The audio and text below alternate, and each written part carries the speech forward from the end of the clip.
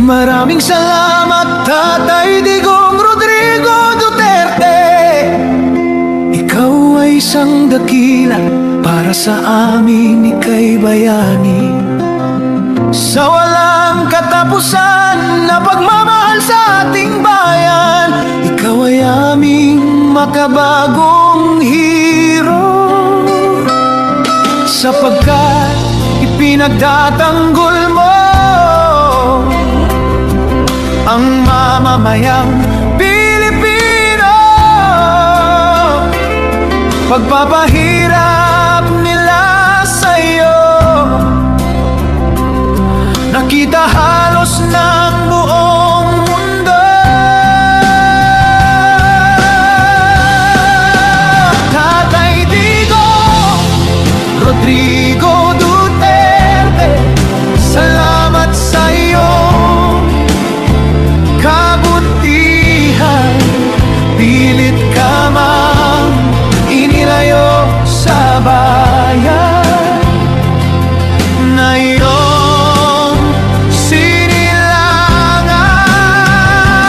Ang laban na naiwan mo ay laban na ngayon ng totoo. Pilipino.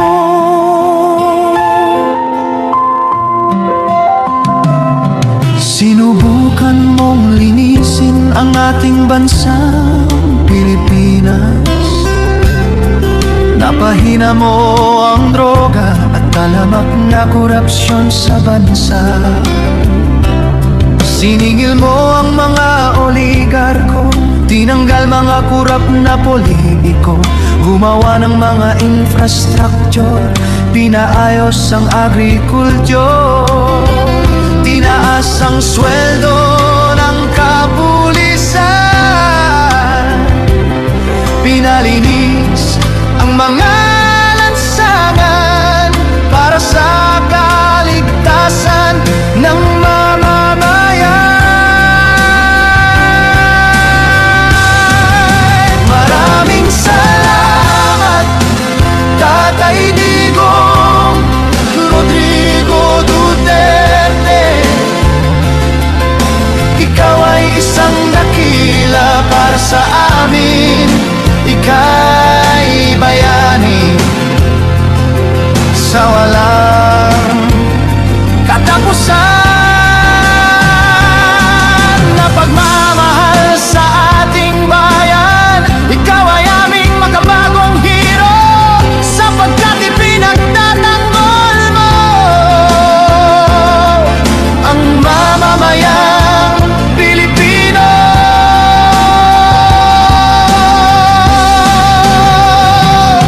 Merong pamilya na taga-norte humingi ng tulong kay Rodrigo Duterte, maipalibing ang kanilang ama sa libingan ng mga bayani. Dekada-dekada na ang dumaan, walang pumayag na pamahalaan.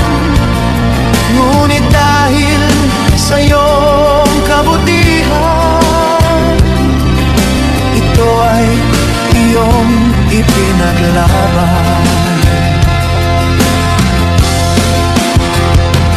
Nang may libing ang ama sa libingan ng mga bayani, ngunit ano ang kanilang iginante?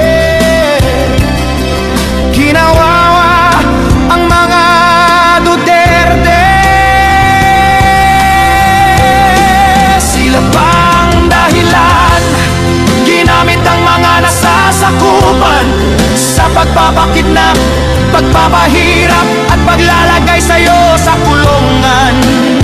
Mga walang utang na loob, ginamit lang ang mga Duterte. Sila pala ay mga hudas, mga taksil at walang budhi. Talamak na korupsyon at katiwalian, pagsimot sa pera ng bayan. Mga nakawan nitong pamahalaan, Duterte palagi pinagbibigyan.